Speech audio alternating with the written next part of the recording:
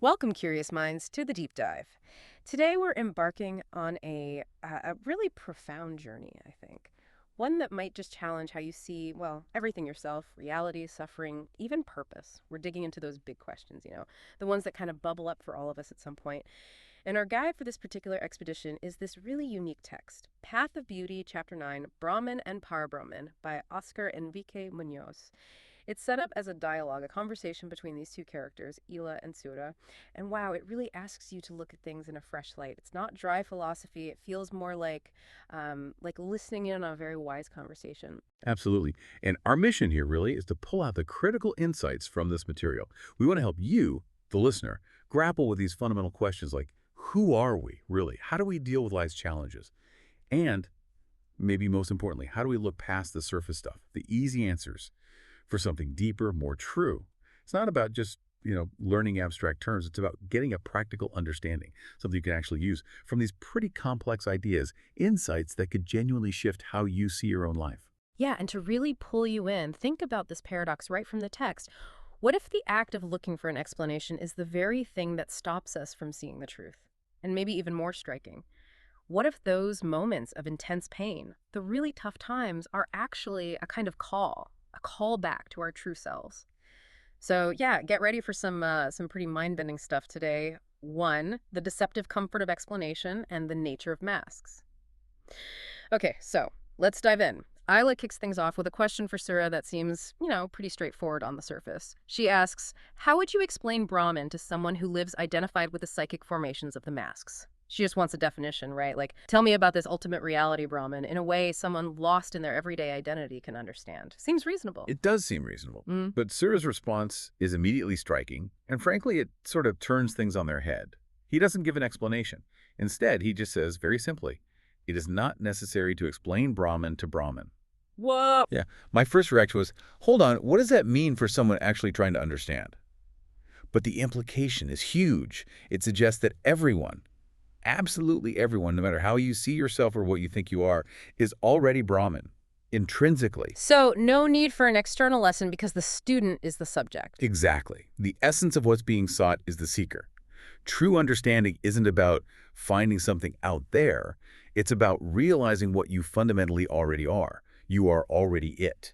That's powerful. And it leads right into this key idea of masks. If we're already Brahmin, what are these masks Isla mentions? The text calls them psychic formations or personal identities that we mistake ourselves for. So like the roles we play, parent, worker, friend, the successful me, the struggling me. Precisely. They're the stories we tell ourselves about ourselves, the images we project, and crucially, the identities we often deeply, deeply believe are us. They feel very real. We do. And then Sura brings in this term, the Vak of transpersonality. It sounds a bit academic, doesn't it? A little bit, yeah. But it points to this deeper, sort of universal truth about our nature, a realization of who you are beyond these temporary ego-based masks. And here's the kicker. According to Sura, you don't get there through intellectual explanations or reading a book about it. It's understood through intense lived experience. The text gives two main paths, really. Either being burned by its masks, meaning profound suffering that just forces you to drop those identities because they're causing too much pain, or for those few who spontaneously love unconditionally. For them, the text suggests the nature of pure love itself kind of unveils these secrets without effort. So extreme suffering or extreme love can basically shatter the illusion. That seems to be the idea. They both force you out of the ordinary, comfortable sense of self. But that raises a big question for me and probably for listeners too. Why aren't normal explanations, learning and analyzing, enough for this kind of awakening? We spend our lives seeking knowledge. Right. It goes against everything we're taught. But Sura is very direct. He says explanations, theories, even, quote, 1,000 years of practices are not enough. Not enough. Wow. It's because, and this is the really counterintuitive part, any explanation is part of the dream itself, not the door that takes us out of it. So the very tools we use to understand our logic, our intellect, our desire for facts, are seen as being within the illusion, the dream state. We're trying to solve the puzzle using pieces from the puzzle. Exactly. Instead of realizing the whole puzzle might just be a construct. It's like trying to figure out the nature of sleep while you're still dreaming. Yeah. Any understanding inside the dream is still, well, dream stuff. And that connects so directly to our experience, doesn't it? The text nails that human desire for simple and linear explanations, if possible, accompanied by graphics and examples, to be understood without effort. We want the big truths delivered like a user manual, something that doesn't rock the boat too much. We want reality revealed without disturbing the egoic masks that we take ourselves to be. We want it to fit into our schedule, maybe between emails. What's behind that? It's such a deep human thing, isn't it? Sear's critique is pretty sharp here. He calls it an aristocratic and egocentric tone. Hmm. Not to be mean, but to show what this desire reveals. The daring of ignorance, he calls it.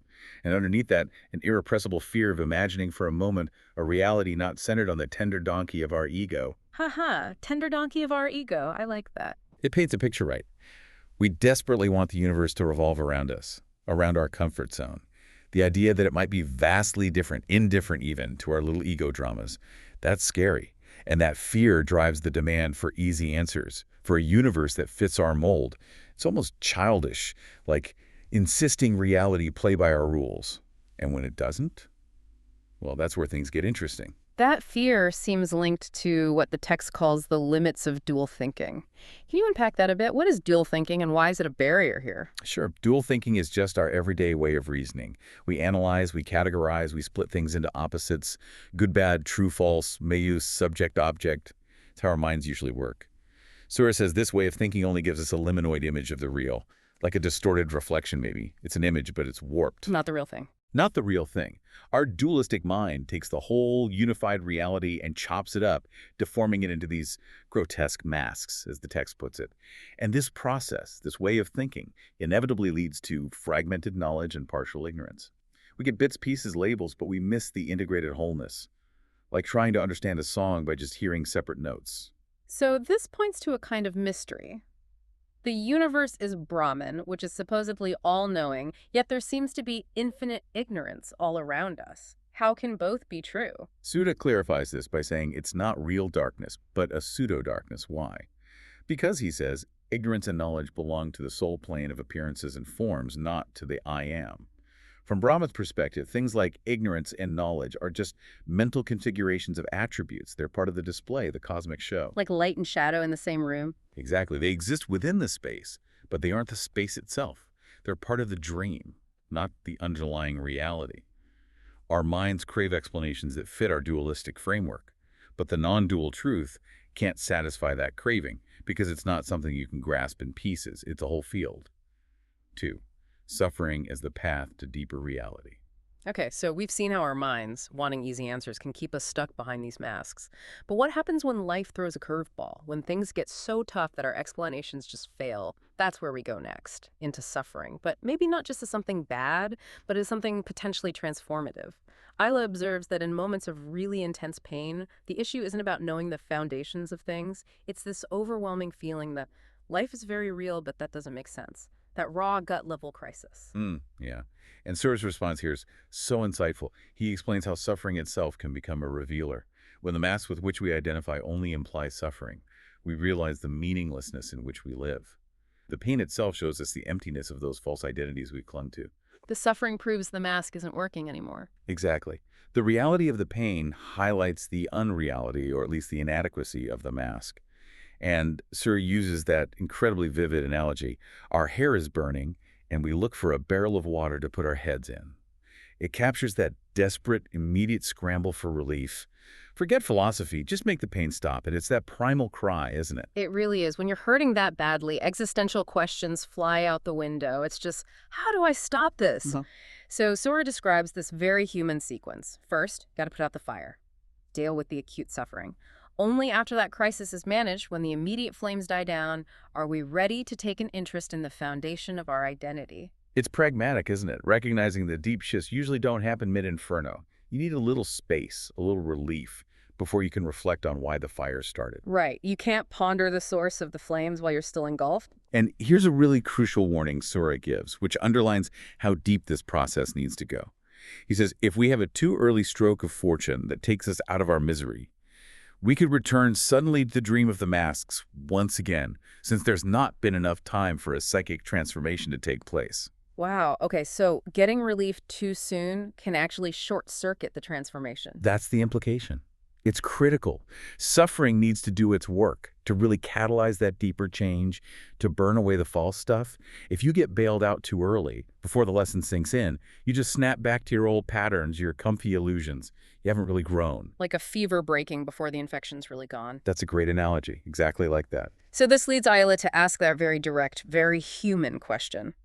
Is there anything we can do when the ground is sinking beneath our feet? Or, as you say, when our hair is on fire? When it all feels like it's falling apart, what can you actually do? And Sura's advice is, again, quite profound and maybe unexpected. He says, when the ground sinks beneath your feet, let yourself sink into that earthwork. Let yourself sink, not fight it. Not fight it in the usual way. It's not about giving up, but about a kind of radical trust. Because the text says, what you are cannot be lost under any convulsion. Death does not limit who you are. Your true self, your essence, is indestructible. The sinking, the burning, it actually activates something deeper, these transpersonal movements and that feeling, that burning hair. Yeah. It reveals a fundamental thirst of self. The response, seek the water of the presence. It's a pivot from looking outside for answers to tapping into an inner source. And this water of the presence, it's not far away, right? It's immediate. Sarai says, stay where you are. Your scenarios will change the moment you ask for that water from the depth of your heart. Exactly. It's not about escaping your situation, but about an internal shift, a deep calling out from your core. The solution isn't out there. It's in here, accessible right now. The text then draws this beautiful parallel with Sufism. Sura says presence is like the meeting with the eyes of the beloved. It's through those eyes, that loving gaze, that you can find calm amidst the soul's storms. They guide you back to your source, to being you. It sounds very intimate, not abstract at all. Very intimate. It's like feeling seen, truly seen, by a deep, compassionate awareness that reminds you of your inherent worth and wholeness, even when you feel broken. And then Surah connects it directly to our own consciousness. Understand that those eyes are the ones that see through your gaze. Realize that you are the organ through which she reaches existence. Whoa. So I'm not just seeing, I'm the way this ultimate reality, this she, Shakti, the creative force, experiences the world. That's the mind-bending idea. It's longing for life. Yeah. And it's in her, as her, that the universe meets you. You exist, it says, in this triple manner, as self, as soul, and as those eyes that give shape only to beauty. Okay, but if I am that, why do I feel so separate most of the time, so limited? How do you bridge that gap? That's the central paradox, isn't it? Right. The feeling of separation comes from identifying with the masks, the ego story, realizing the organ is a perspective shift, a remembering of your true nature, not necessarily a change in like your physical form. It's a shift in identification. Precisely. So Yeah. Surah wraps up this part with very direct guidance for those moments when everything collapses around you or when you just lose your sense of self. Ask only for their presence and wait for them in silence. It's a radical act of surrender, turning inward, trusting that even in the chaos, something deep and unshakable is there, waiting in the silence. 3. The silence of Parabrahman and the moment of plenitude. After hearing all that about suffering and presence, Isla changes. The text says she smiled with her entire body, contagious, captivating, possessed by a luminescent serenity. She even feels her own identity fading, as if Isla were just the name of an acquaintance whom I treat little. That's a powerful image of the ego dissolving. It really is. And Sur's advice in that moment is critical. Don't leave this moment, dear Isla. He tells her not to step out of that state. Why? Because outside there are only empty mental representations, dragons that will search for you to chain you to the narrative of a mask that no longer belongs to you. Wow, dragons. So the old thought patterns will try to pull you back immediately. Exactly. Stay in that present moment awareness because, he says, in this moment, in each moment lives only plenitude, a fullness, a completeness that doesn't depend on anything external. It's a letting be, a movement that is not conditioned by intentions, goals, or plans. Just pure being, without the usual egoic agenda. Recognize that this moment right here is the only reality. Everything else is, just thought. Which leads to this really deep statement. Here and now, not even the presence of the I am has a temporal form, and the silence of now takes the sad shadows back to their source. Even our shadows, our dark bits, were always of silence, implying they originate from and can return to peace. And they only seem shadowy from the ego's viewpoint. That seems to be the implication, that ultimately everything arises from and returns to this fundamental silence, this peace. So Isla naturally pushes further. Does Parabrahman, the silence, exist. How do you even ask about the existence of something that's supposed to be beyond existence? It's the ultimate question, isn't it? And Sura's answer is, well, it's tricky, seems contradictory at first. He says, from the point of view of the life soul, basically from the perspective of the manifest universe, Parabrahman does not exist. Okay, so from our perspective, it's not a thing that exists. Right. But then immediately he adds that the universe of the I Am Brahman could not exist without Parabrahman. Ah, so it doesn't exist within the universe in a way we can point to, but it's the necessary ground for the universe. Precisely. It's the unmanifest source of all manifestation. And this is where our usual concepts break down. Sora explains that dualistic ideas like exist, non-exist, just don't apply here. Brahman, the I Am, is the ultimate subject, the witness. But Parabrahman is neither subject nor object. It's beyond even that distinction. How can we possibly wrap our heads around that? We can't, really, not with our usual thinking. That's the point. And Sura specifically warns against thinking of Parabrahman as being beyond the I Am in a spatial sense, like it's further away. He says that creates erroneous spatial and temporal intuitions. It's not over there. Where is it then? It's outside the attribution self. It has, get this, neither essence nor existence, but it makes possible all essence and all existence. Okay, my brain hurts a little. Mine too. But the crucial mind-bending part is that it's as close to us, to our own psychic setup, as Brahman itself, because the soul couldn't even come into being without it. You can't experience Parabrahman because experience implies moving between states, and Parabrahman underlies all possible states. It's the canvas, not the painting.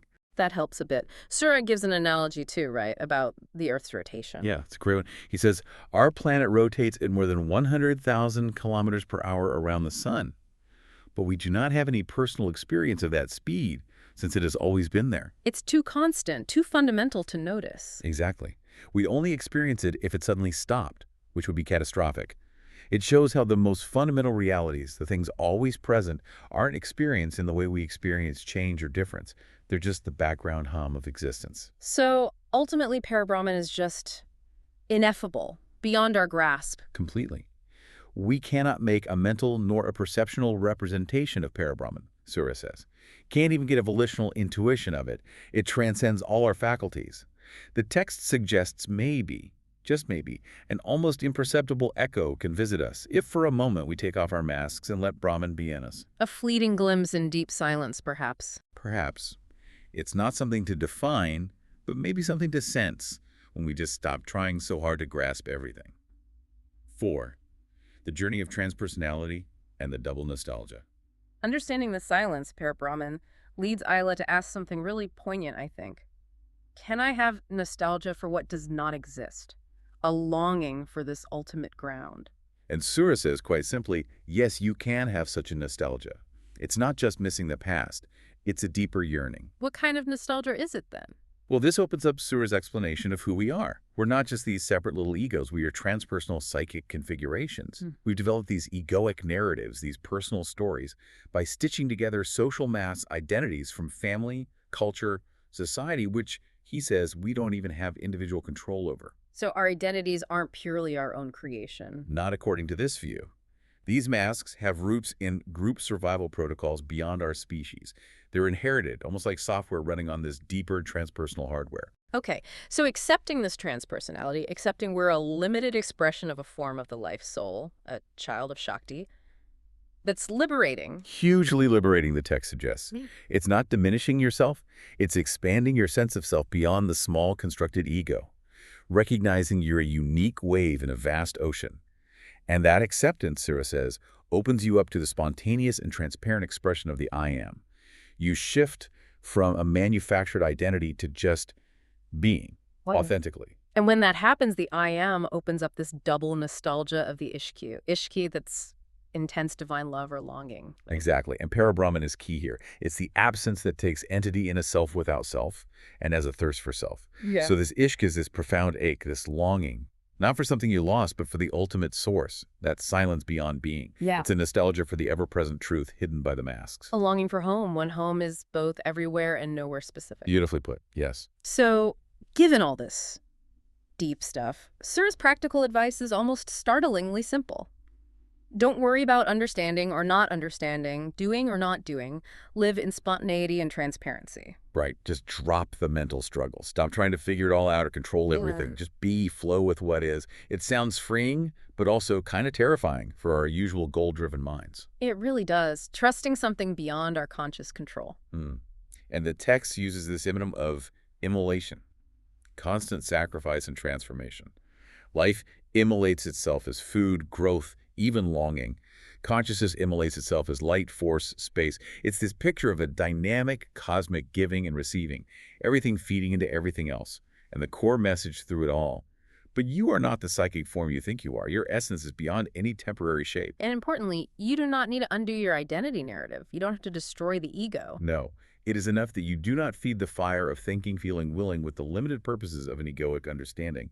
It's about disidentification. Stop letting the ego run the whole show. Don't feed the fire of the small self's agenda. Exactly. Which brings us to shadows. Ah, yes, the shadow side. Surah says each step we take in light simultaneously generates the smoke or shadow of death, that of multiple empty masks. As we grow, we shed old skins, create discarded selves. Your personal shadow is the accumulation of my deaths, relapses into transpersonal forms of my soul that express mechanization, repetitive blindness, inability to surrender to self. So, not just bad thoughts, but ingrained patterns of resistance to our true nature. Old habits we fall back into. Yes, precisely. The echoes of what we thought we were, or patterns we keep repeating. And the text uses the Sisyphus analogy, pushing the rock uphill only for it to roll down again. Right. Carrying a heavy load up the mountain to continually start from the bottom again and again, revisiting shadows in which this soul of mine was. It's that feeling of being stuck in a loop, hitting the same walls. We've all been there. Absolutely. But then comes this shift in understanding our journey, our pilgrimage. We realize that our being is the way itself, that our being is the path of beauty. The journey isn't about getting somewhere better. It's described as a pure crystalline action in all its crooked walking. Meaning, pure is the light that we see in front of us, and pure is the smoke of relapses and setbacks in all its thickness and darkness. It's a radical acceptance of all of it, the good, the bad, the ugly. It's all the path. Yeah, no part is rejected. No part. And this acceptance of the shadow actually liberates it. Surah says, that moody shadow awaits its liberation from my lips, from yours. It's like the shadow isn't the enemy. It's just waiting for acknowledgement, for integration, for love, really. Stop fighting it, and you become free. And this leads to that incredible Rumi quote Surah recalls, die in this love. Yes, because in this, love, the smoke, and the light reveal their essential unity. And then Mavlana's voice. Realize, O pilgrim, wherever you fall and get stuck, your light and your smoke are divine roses. Release your burden here forever and let yourself go in this love, O heart. Divine roses, even the smoke, the setbacks. Everything. It's a call to just surrender the whole struggle, embrace every part of your experience as sacred, unified in this immense love. 5.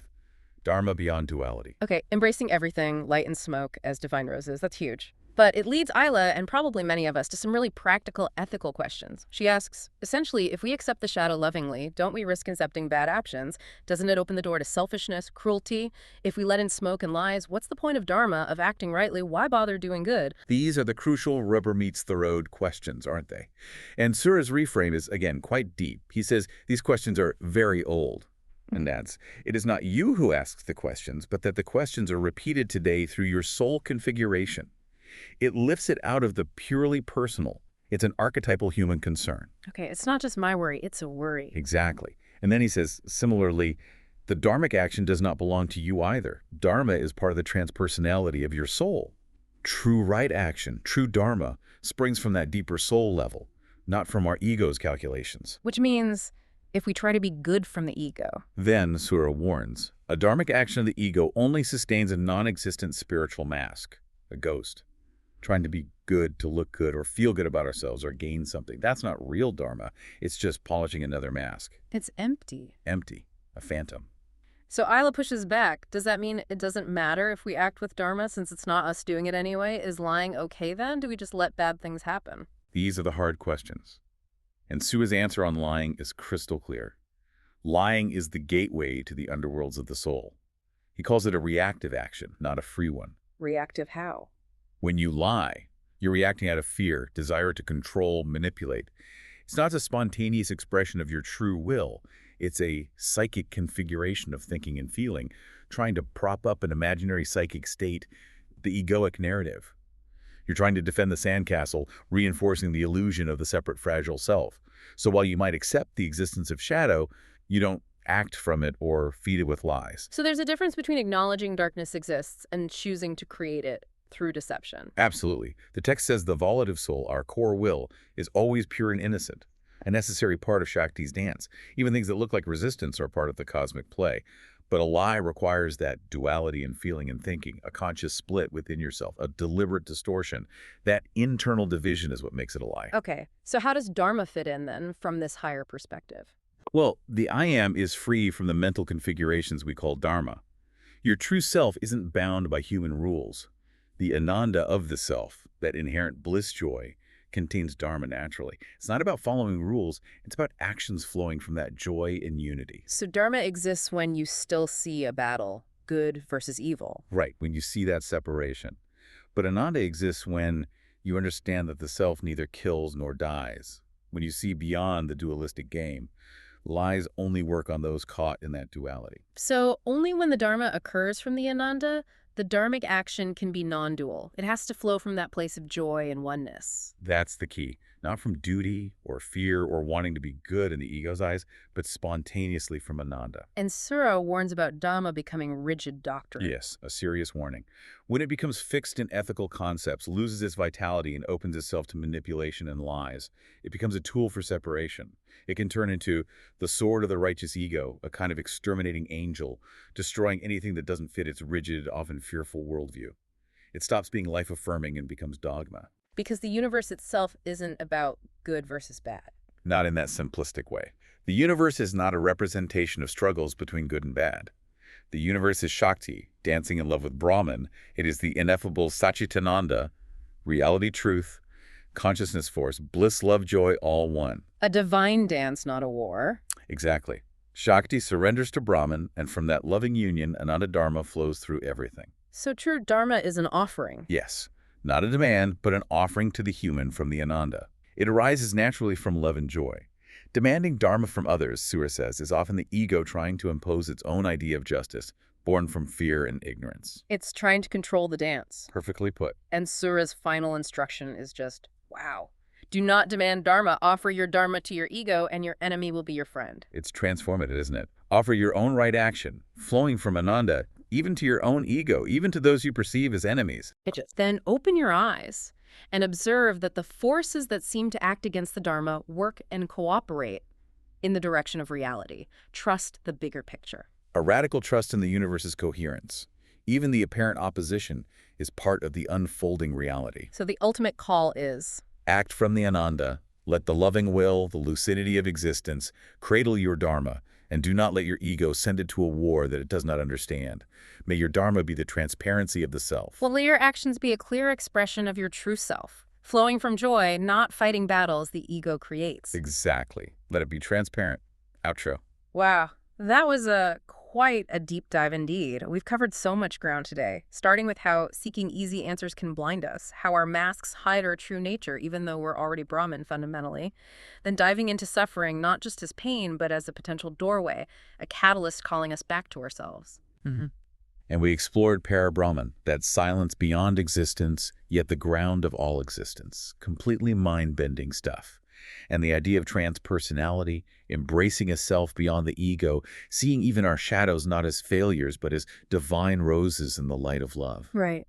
And finally, rethinking Dharma not as rigid rules or egoic duty, but as action flowing naturally from Ananda, from that place of bliss, love, joy, seeing the universe as a dance, not a battle. It really shifts the perspective on everything, doesn't it? Yeah. From seeking outside to realizing within. From fighting duality to embracing the whole dance. It really does. So here's something to maybe chew on as you go about your day. If our deepest questions, as the text suggests, aren't just ours, but part of a larger human inquiry, and if even our good actions aren't really ours in an ego sense, but flow from a deeper will, then what's left of the you usually think of?